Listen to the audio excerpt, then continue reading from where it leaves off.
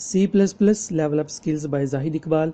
ये हमारा 12th tutorial है जिसमें हम स्विच स्टेटमेंट को अंडरस्टैंड करेंगे। तो चलिए ट्यूटोरियल शुरू करते हैं।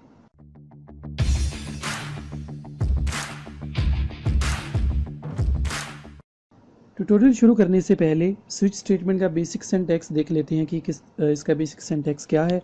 तो स्क्रीन पर आप देख सकते हैं इसका बेसिक सिंटैक्स है स्विच इनटू एक्सप्रेशन, फिर ब्रैकेट शुरू केस एक्स, उसके बाद जो हमने स्टेटमेंट एग्जीक्यूट करवानी है वो, फिर ब्रेक, फिर अगला केस, फिर जो हमने स्टेटमेंट एग्जीक्यूट करवानी है वो, उसके बाद ब्रेक, फिर अगला केस जो स्टेटमेंट हमने एग्जीक्यूट करवानी है वो, फिर ब्रेक, और लास्ट में आप देख सकते हैं मैंने लिखा है डिफ़ॉल्ट, उसके बाद जो स्टेटमेंट एग्जीक्यूट करवानी है वो, और ब्रैकेट बंद।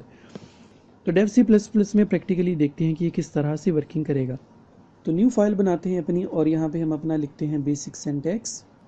तो ये मैंने बेसिक सिंटैक्स लिख लिया। अब हम इसे सेव करते हैं स्विच .cpp। ये फाइल चूँकि मैंने पहले बना के रखी थी तो इसलिए ये कंफर्मेशन मांग रहा है। तो सबसे पहला काम ये है कि हम एक वैल्यू डिक्लेयर करते हैं। फॉर एग्जांपल मैं यहाँ पे डिक्लेयर करता हूँ इंट डे इज इक्वल 4। तो यहाँ पे मैंने वेरिएबल डिक्लेयर किया इंट डे इज इक्वल 4। यहाँ पे हम अपनी स्विच स्टेटमेंट यूज़ करेंगे। तो मैंने यहाँ पे लिख दिया स्विच, उसके बाद बेसिक सिंटैक्स के अकॉर्डिंग यहाँ पे आएगी एक्सप्रेशन। एक्सप्रेशन का मतलब कि वेरिएबल का नेम, इस केस में वेरिएबल का नेम है डे, तो मैंने यहाँ पे लिख दिया डे, फिर ब्रैकेट शुरू। जैसे ही आप ये ब्रैकेट लगाएंगे तो क्लोजिंग ब्रैकेट ऑटोमेटिकली यहाँ पे इंसर्ट हो जाएगी। यहाँ पे हम लिखेंगे केस 1,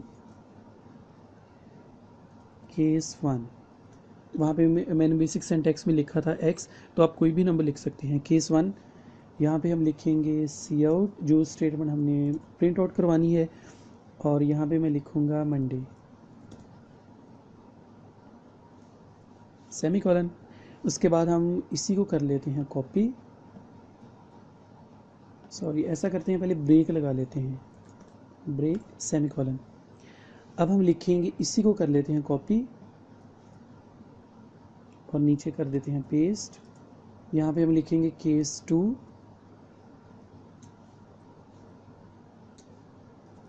ट्यूसडे,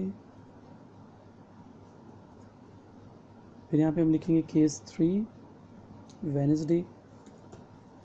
तो इस तरह से आप दिनों के नाम लिखते जाएंगे। तो चूँकि हफ्ते में 7 दिन होते हैं तो इसलिए मैंने यहाँ पे 7 केस बना दिए। Case 1 cout Monday break, case 2 cout Tuesday break, and so on. अब थोड़ा सा इसको गौर करके देखते हैं किस तरह से वर्किंग करेगा। सबसे पहले मैंने ऊपर वेरिएबल डिक्लेयर किया था इंट डे इज इक्वल 4।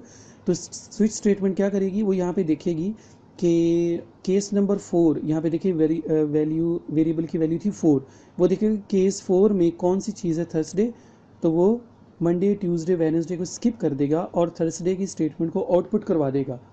तो चलिए इसको एग्जीक्यूट करवा के देखते हैं कि हमारी आउटपुट क्या आएगी। तो ये देखिए हमारी आउटपुट आई Thursday which is equal to 4।